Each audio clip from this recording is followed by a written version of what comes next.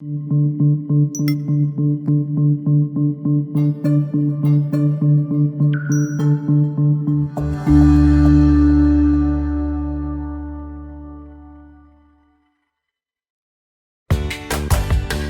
to our podcast, Doing It Right. This podcast reveals authentic stories from successful leaders doing it right. It's about their journey to become a leader, their choices, motivations, and lessons. In essence, how they built successful personal brands. Your host is Valerie Sokolosky, author of 8 leadership books and nationally known as an authority on executive presence and personal branding. Let's get started. Here's Valerie. You know, Asian art to me is just fascinating. Amy Hofland is with me today, and she has really set a record for inspiring and promoting learning about Asian art through her role as executive director of the Crow Collection of Asian Art in Dallas, Texas. It was founded in 1998, and Amy's footprint is all over it because she recruits many leading Asian art scholars. She launched the Crow Collection as the first wellness museum, which she'll tell you about, in the U.S., to molding an award-winning educational program, many of them, all of this that draws over 100,000 people to the museum every year. So, Amy, I'd like to welcome you. I'm so honored. Oh, Valerie, thank you. It's a delight to be with you. I made a trip to Shanghai a few years ago, and I'm so glad that the concierge at the hotel said, if you want to learn about China and you're going to different cities, I think you ought to go to the museum. And I was so glad that he said that because it opened my eyes. I can't wait for you to tell us how you became the executive director and what it's like. It is the most wonderful journey that I've been on for now 21 years this week. And meeting Trammell S. Crow in 1998 was the moment where I saw my future open up. So it's been really incredible. Now, who's Trammell S. Crow? Thank you for asking. He is the founder of the museum. His parents were the collectors, and we had an interview that almost didn't happen in 1998. I didn't think I was the candidate for the job, and my dad said, well, the Crow family is a pretty important family. You should just go and practice interviewing. And they're an important family in commercial real Dallas, estate Texas, here in Dallas. Right? And so I found myself unexpectedly in an interview with their son, Trammell S. And I was recently a graduate of UNT, University of North Texas, in museum education. I was teaching up on the campus in Denton. So I was curious. I met Trammell, and he started talking about the importance of cultural education and how this collection of Asian art from Japan, China, India, and Southeast Asia would really help us connect with the immense migration of Asian Americans moving to North Texas. Sure. And he liked my experience in technology and community building, and so I found myself under the desk in Denton the next morning on a call with him accepting the job. And so I walked down the hall, and fortunately the dean was very understanding and very excited. So tell us a little bit more about the Crows and their collection that started all this. Yes, it is a heart connection in this story. The Crows, first of all, Trammell loved China. He researched the philosophers of China. He was self-taught, an incredibly literate man who really used the analects of Confucius in his principles of business. He did. So he believed that a knowledge of jade is a knowledge of people, and used Asian art quite a bit in his own methodology as a leader of the company, which was Trammell Crow Company. And so in the 60s and 70s, they were traveling multiple times to Asia, building projects in Shanghai and Tokyo, and acquiring quite a bit of Asian art along the way. So our museum is the very best of that collection. And it's one of the largest, isn't it? It is one of the largest collections of Qing Dynasty jades. So we have a really great example of jades from 1644 to 1811, which is just beautiful. What have you learned the most about being an executive director there? I have learned that museums, I think, are great places to see art, but it's really about the people. It's about the Asian community that I've met, the friendships I've made, Some of my friends through the Asian community go back 21 years, and it's really about the interpersonal connections that happen in the museum and beyond. So he was right. The collection really has been a catalyst for forging great community in this city. And Amy, you had an opportunity to meet someone very special, which we're going to shoot out here for everyone to see. Oh my goodness. The Dalai Lama. This was one of the best days ever. Okay. Tell us. In July of 2015, we were invited to bring a few works of art to the Bush Library and Presidential Center to welcome His Holiness as Dalai Lama. And a year earlier, I'd made a wish to the universe that I would get to meet him in some way, and found myself in this tremendous opportunity. And so that day, I was able to meet him personally. This is a great photograph with the President Bush and Mrs. Bush and the Dalai Lama. And I watched him. I journeyed on to a conference in Irvine, California on compassion. And so I saw him in 11 different contexts over 7 days. Oh my goodness. And it was such a life lesson for me, because what he did every time, he would go to the edge of the stage following the talk, and he would ask all of those in the audience to stand and pledge to put compassion into action. And I found myself doing that 11 times. And I got back to Dallas and sort of had this moment of, oh my gosh, what does that mean? What have I said? And how do I have integrity with my promises? And so we started a really important study of compassion as an art museum. And it's been so rewarding. Tell us more. Yes, I'd love to. So we kind of rolled out with a book study of Karen Armstrong, who is a wonderful leader in compassion. She studied the world's religious leaders and interfaith contexts, and really declares that compassion is the most important element in human society, and that building that muscle for compassion is what we really need. And so we branded the museum as a compassion museum the next spring. Great idea. Great idea, but I learned very quickly that you really have to start first with self and with the team. And so here we were offering programs in compassion and lectures, and I noticed as a staff and even as a leader, I was out of integrity with, we noticed we had habits of gossip on the team, habits of, in some ways, showing up for each other is compassion. We weren't showing up for each other. There was kind of chatter at the water cooler, yes. And so how are we really day to day with each other? Are we in a competitive mind, or are we in a compassionate mind? And so we pushed pause and spent a year working on the team. How did you work on the team? Because this is fascinating. All leaders ought to be listening to this. We brought in experts. I was at the time working with an amazing, and I'm still working with our executive coach, Nancy Dorier from Dorier Underwood, and they are a company that believes in compassionate cultures in offices. And so we studied the work of Karen Armstrong together. A book talk is really a great way to build a team, because you get a background of relatedness through reading that you might not in other contexts. So we read books together, we volunteered together, we did a lot of listening. Deep, I've heard you talk about listening. Yes, a lot. Deep listening is one of the first practices of compassion. And we did a lot of that and learned that human beings, are suffering. Human beings in the world want to be heard.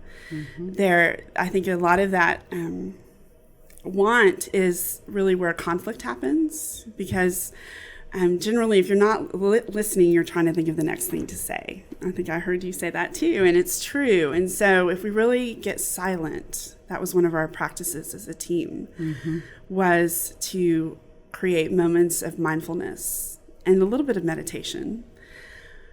Silence is something that is a rare commodity in our world. And Thich Nhat Hanh says that families in the United States are suffering from a lack of silence, awareness, understanding, and togetherness. And so we created all that for the staff, and it really changed the culture and allowed our museum to flourish in a way that I didn't think was possible. That is absolutely fascinating to me, because there's been a movement for a long time called servant leadership. Yes. And then there's these assessments. Now there's a big one that everyone is using in companies, emotional intelligence, awareness. But I've not heard any leader talk about focusing really tightly on the word compassion. How do you keep that going? Like when you hire someone new, how do you bring someone new in and say, and you too must demonstrate compassion? There are two things that make compassion possible, I think. One is mindfulness, finding silence, finding that inner voice, and that practice of quiet has really strengthened my own leadership. Mm-hmm. When you say finding that mindfulness for a few moments, are you saying in the midst of a busy day, just kind of being aware and stopping and forcing it, or what? Yes, and it really is. And I start every meeting with a moment of silence. Mm-hmm. And I just started looking at courage, which is the second most important thing, which is a gateway to compassion. Mm-hmm. Courage is the thing that stops us. Fear is really the thing that stops us from being compassionate. Mm-hmm. And what did it take for the Dalai Lama to go to the edge of the stage over and over again? And to get to those stages takes courage. And so following the year of compassion, we studied practice, which is really how do I show up for myself in meditation, in yoga, and other contemplative practices. And then following practice, we studied courage, because there were things that I wanted to do that weren't happening. We started a podcast program. I wanted to write books. I wanted to see more quick evidence of courage and compassion in our organization, and it wasn't happening because of fear. And so we spent a year studying fearlessness and how it really is a gateway to compassion. And I think using the word compassion is an example. And business leaders were telling me, don't do it. Don't talk about meditation. In fact, I hesitated a moment ago thinking, should I say the word meditation? And I think part of our work is to not listen to the doubters and really believe at the core that this is where our organizations need to head. I went to a conference in France on corporate wellness. And I thought, I'm going to go. This is the birthplace of really where Thich Nhat Hanh began teaching mindfulness in the West, a wonderful Vietnamese Buddhist. And I thought, I'm going to go and get all the answers and come back to Dallas, and the Crow Museum will stand tall as a leader in corporate wellness. And guess what? I realized corporations are just made up of human beings. That's true. At all levels. Right. And we are flawed, and we are suffering in some way or another. And so how can the Crow be part of that conversation? And I came back to Dallas and just started getting more courageous in my own speaking, using the word compassion, being unafraid to stand in a place that is sometimes lonely. Mm-hmm. I do wonder what the executives think downtown when I start a board meeting with 3 minutes of silence, but I'm going to keep on doing it. So. Good for you. Good for you. That's really a lesson learned. And I've had to learn that too, Amy. Through my career, I've had to say, no, I am going to do this when I just knew in my heart of hearts. And that's what you're saying. When you own it, when you know that you've got a direction, don't tell me you can't. You're going to do it right, don't you think? That's right, exactly. I'm curious, Amy, when you were a little girl, did you know you wanted to do something like this? What were your thoughts as a little girl? I didn't. I wanted to be a doctor. I was born with cleft lip and cleft palate, and spent a lot of time through those years in hospitals. And I thought doctors were my heroes. So I wanted to be a doctor, but then I didn't quite have the grades in my freshman year at the University of Texas to go in that direction. And so I decided on art therapy. And when I graduated from UT, I went straight up to DC to interview for the program at George Washington University. While I was in D.C., Armstrong Elementary here in Dallas called and offered me a teaching position at an elementary school. And my father, who would be, at the time, very happy for me to work and not go off to graduate school, called my friend's house up in D.C. and said, Amy, come on back. We've got a job. There's a job here. You need to take it. So I didn't leap into art therapy in 1994.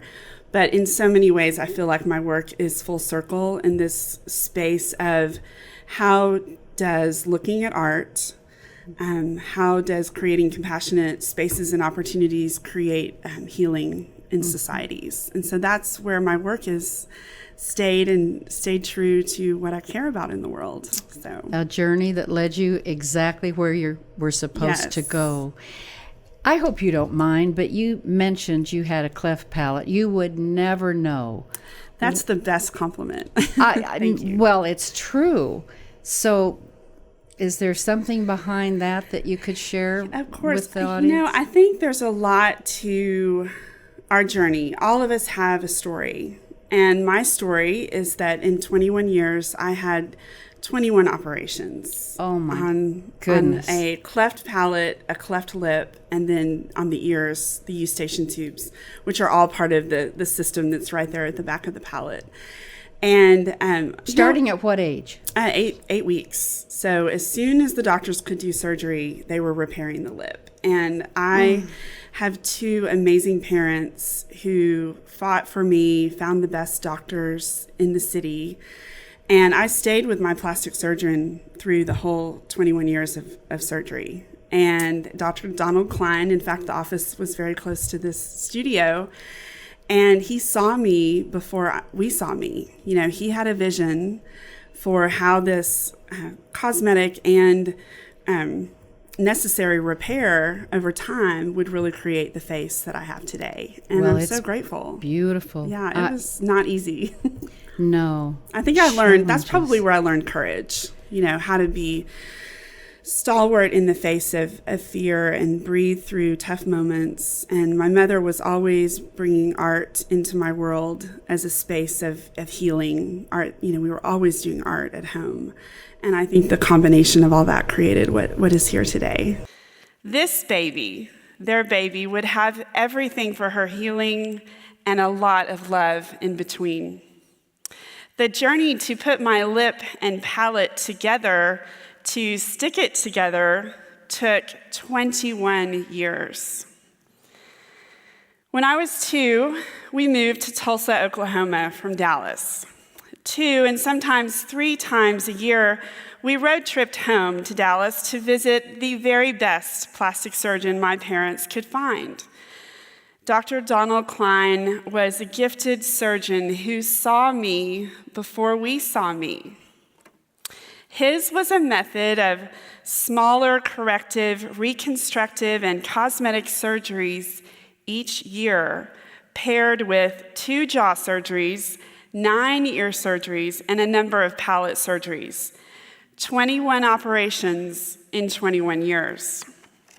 Amy, would you mind talking a little bit about more about your story? Because you were just talking about how you were, courageous, and you were doing things that you didn't necessarily know you were going to do. Can you talk a little bit about your speech at Oral Fixation, which is a storytelling event for adults, that you were able to tell your story? Is that right? Yes, I would love to. That was the first pass in the Year of Courage. So it was February of 2018, and I've been following Nicole Stewart and her beautiful project, Oral Fixation. And what you do is you write a story, and they select 8 to 10 storytellers, and you stand in the impressive Moody Theater in the Arts District, Moody Performance Hall, and you tell your story. And I had no idea what wealth that would bring to me.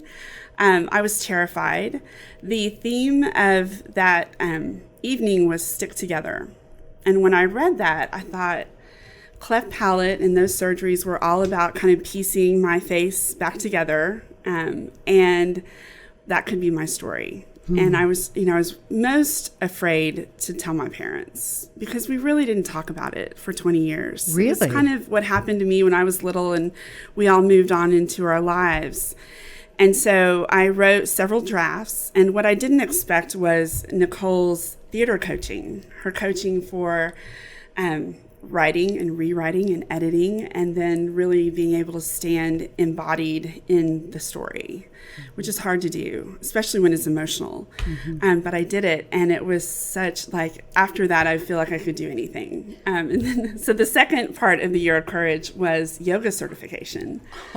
So this 47-year-old spent 8 months getting certified to teach yoga. Which was really, there was a lot I had to get over in myself for that. Being the oldest in the room, a lot of things, the least limber, and it was the best year. It was such a great year just to do things that I didn't think I could do. Well, if you can do all those things, so can anyone. That's amazing. And part of the story, you shared with me that you like to write poetry. I do. I think the world of poetry and creative writing are really important to leaders, especially leaders in the contemplative space.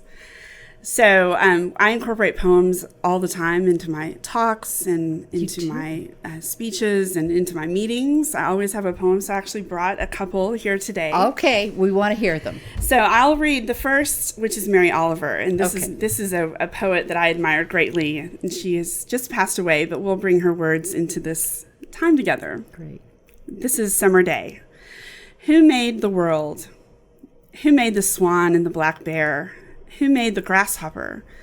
This grasshopper, I mean, the one who has flung herself out of the grass, the one who is eating sugar out of my hand, who is moving her jaws back and forth instead of up and down, who is gazing around with her enormous and complicated eyes. Now she lifts her pale forearms and thoroughly washes her face. Now she snaps her wings open and floats away. I don't know exactly what a prayer is. I do know how to pay attention, how to fall down into the grass, how to kneel down in the grass, how to be idle and blessed, how to stroll through the fields, which is what I have been doing all day. Tell me, what else should I have done? Doesn't everything die at last and too soon? Tell me, what is it you plan to do with your one wild and precious life? That's beautiful. I was right there watching that little insect. And isn't that true? I mean, we have these moments of our life and we get to choose the action we're inside of. Mm-hmm. And so that's where I want to be, inside of compassionate action. So, and then I brought a poem that I wrote. I want to hear that too. And this is timely as it's fall here in Dallas. Mm-hmm. The edge of fall's paintbrush touched the tree, with crimson and cadmium, a lick of light at the edge of the leaves, full of time and letting go, of birth and green and summer's growth, releasing boldly a last gasp of brilliance, the glow of carbon's breath, and allowing, giving a new space for April's bud, an opening, yet now a show, a wash of gold, a reminder that change is just the lovely glimpse of knowing. Amy, you're one incredible woman. What's the best advice you have ever received? Take the interview. I love it. And you did, and thank you. Take the interview. Always say yes. Always say yes. Always say yes. You can always turn around and say, well, maybe not. That's but right. Say yes. That's right. Go through the doors. That's right. I always ask my guests, Amy, to share as many other teachable points of view, meaning leaders ought to be teaching other people to be leaders, which is exactly what you're doing. What else would you say to your two sons now as they're getting older, or to any of us, in just living a good life, and particularly taking it into the business world? With compassion, it is not impossible. I think it's so easy to feel overwhelmed. It is. And compassionate acts are as tiny as taking someone a cup of tea. And so you don't have to change the world in a day. In fact, we're not going to. But if I can show up as a human being who seeks places where I can create love in a place where it might not be there, then I think that's what we're here to do. And love is also a word that is feared in corporate culture, I think. And so I would say, to be unafraid to use the word love, to say that compassion is the place we need to be as a corporation and as a business. I have to say, all of this training over these years prepared our museum for an impossible future. And now we are part of the University of Texas at Dallas. We were acquired in January, and this Crow Museum of Asian Art that started out of a little love of Asia and of China is now part of the 14 system UT system. And will be preserved for the ages. I like to say until Gabriel blows his horn. Yes, exactly. But it took something to do that. It took something to redesign the culture of our organization that I believe University of Texas at Dallas found attractive. Mm-hmm. And like the Crow, they are an institution that has grown very quickly in areas of research and STEM education, and now we're bringing the A to STEM for STEAM. So this museum will be part of a major complex of arts and performance on the campus. We're starting the process of working with architects right now. And in 4 years, the Crow Museum will have 2 locations, planting us right in the center of the Asian American community that taught me about love from the very beginning. Mm. So I really do think it's that compassion is the way we do it. And just to see that other human, look them in the eyes and say, I'm here. Amy, it's so needed. It's so needed when I'm in corporations doing workshops on leadership and teaming and collaboration and branding, all the things. It's amazing how many people during the workshops will say something about, well, I shouldn't do that, or I can't do that, or the word fear is really what they're saying. And particularly now, when there's so many mergers and acquisitions and a lot of people, let's face it, are being merged out. So people, I find, are sometimes fearful of having that voice and stepping over the boundary even an inch for fear of retribution. Mm-hmm. So what would you say to someone who is afraid of speaking up? 2 things. One is to get quiet. So 5 or 10 minutes a day in the morning, set the Insight timer or your own clock bell for 10 minutes and just sit. There's a monkey mind on our shoulder that tells us we can't do things. There's this voice in our head that says you're not enough, you're not perfect, you're not. And silence is the place where you can sit with that monkey mind and do that. And then I think the second thing I would say is to begin a meditation practice, to listen to a loving kindness meditation practice, which teaches us how to be with what makes us uncomfortable. We're a society that doesn't like to be uncomfortable. Mm-hmm. I have a steering wheel that heats up when it's cold. And I laughed when I saw that because I thought there's not a moment that our society isn't going to let us be uncomfortable. And I'm uncomfortable with that. So I would say, to be uncomfortable, and it might be uncomfortable to sit for 10 minutes for some people. So just try it on.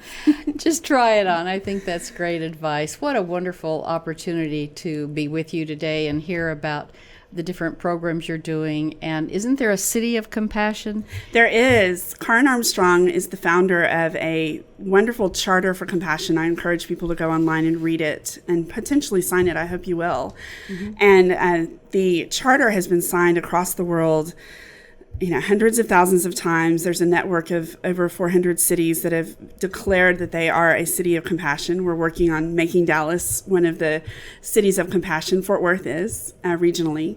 And it's basically a community that raises their hands and we say together, we are for this society that is for each other. Mm-hmm. And so I'm proud to be on the Global Council for the International Charter for Compassion. And if they're interested, tell us again where to go.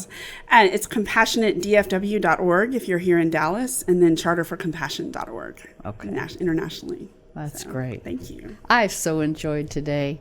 And I hope you have. I know you've learned some things as I have, and I want you to think about just in your everyday life when you get up and go to work. You can call it servant leadership. You can call it collaboration. Call it now compassion, because I think that's a really richer, deeper sense that we all can embrace, and God knows we need it. So until next time, you just keep doing it right, and we will see you in a week. Bye for now. Thanks for listening. To receive Valerie's voice, free monthly leadership tips, and to learn more about her leadership programs and coaching, visit her website, valerieandcompany.com. Next week, we'll be here again to inspire, engage, and equip you with teachable points of view from successful leaders who have been doing it right. Until then, lead authentically.